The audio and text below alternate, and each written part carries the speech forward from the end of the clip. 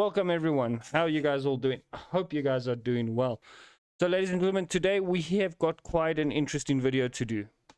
Today we are doing on a plane, okay? I didn't find out about this plane tour a bit earlier today. It is called the YB-40 Flying Fortress. Ponder that one, guys. If you haven't heard of it, won't surprise me. If you have heard of it, you are cleverer than me. It's the Boeing aircraft. It's based on the B-17 Flying Fortress. So basically what happened was the Brits and the Americans were getting their ass handed to them while they were trying to do bombing runs. So they used to they flew in a tight box formation, what they call. Now the Americans were a bit more clever. They added ball turrets at the bottom of their bombers. The Brits only decided to add it on the top. I don't know. I think they must have thought it was sportsmen or something. They didn't think the Germans will come from the bottom. But anyway, so they flew in a tight formation. So the British were encountering heavy losses due to fighters shooting them down, because a mindset was that the bomber will always get through. You guys have 10 to 1 heard that saying. That was the mindset. And the Americans had the same mindset. The bomber will always get through, but they weren't. They were getting through, but they were getting shot down as well. So they needed. Okay, let me just rephrase that. So then they decided, okay, we're gonna hit night. We're gonna do night bombing to try to lessen up the losses. So the Americans would do day bombing, the Brits did night bombing,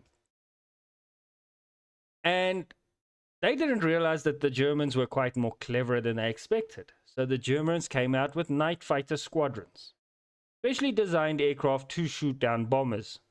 They had radars and everything. The Brits and the Americans also had radars on their planes and that.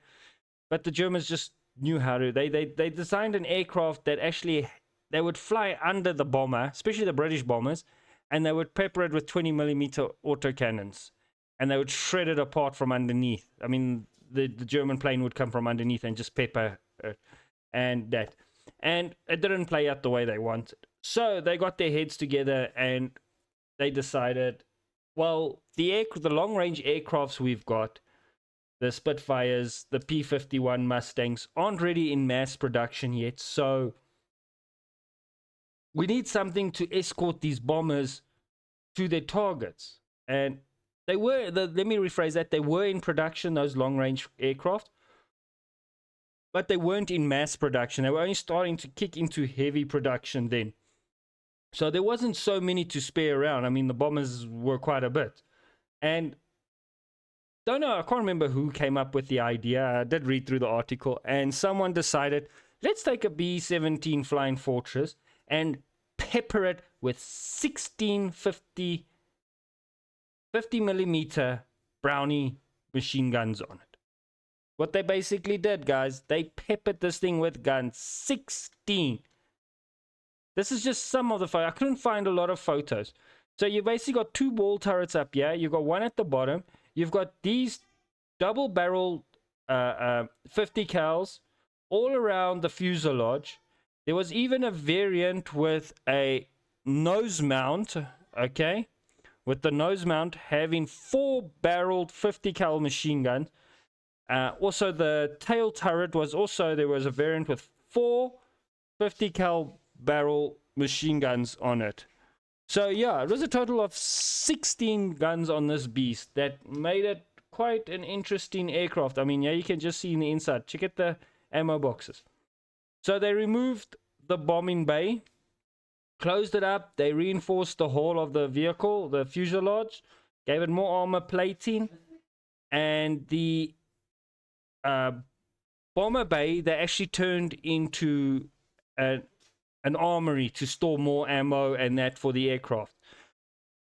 There were quite a few ordered. I think it was about 13 that were ordered. They did see limited action in some battles, but they didn't really work as well as they expected. This thing's whole goal was the bombers would go out, and then these will accompany the bombers as a long-range escort for the bombers.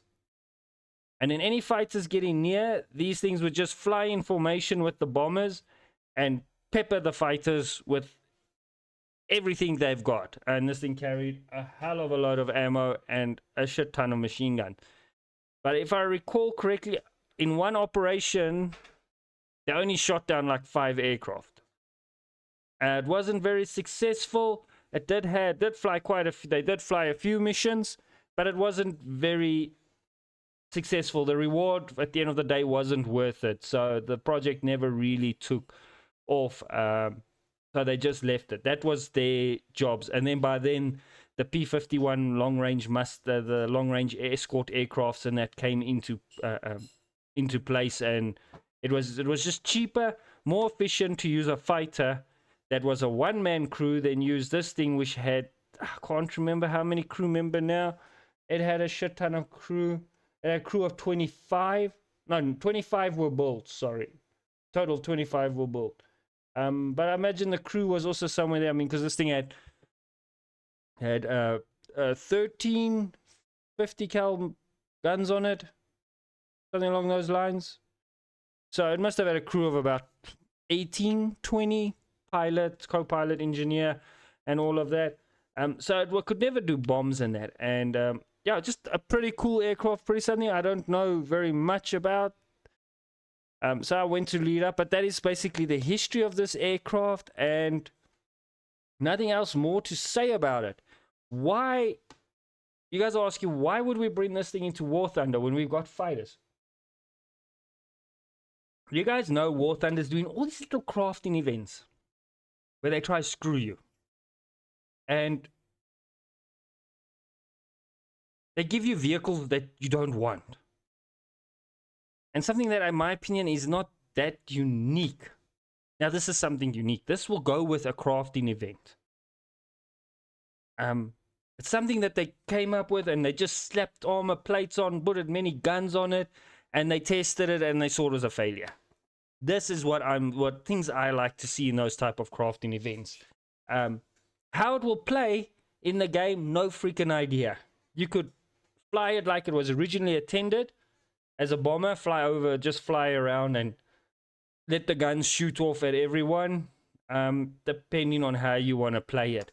But that's my thoughts on it. That's how I think could be implemented. What BR, I got no idea. But yeah, I think it's just such a damn cool vehicle. I do really, really enjoy it. And I wouldn't say, I don't know too much about the gunship family, how far the history of gunships go. But I would kind of say this will be a pretty cool vehicle to have in the game. And they do classify it as a gunship in the articles that I've read. So yeah.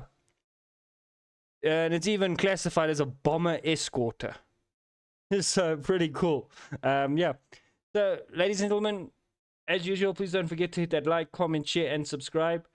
And keep well. And I'll see you guys in the next one. Goodbye.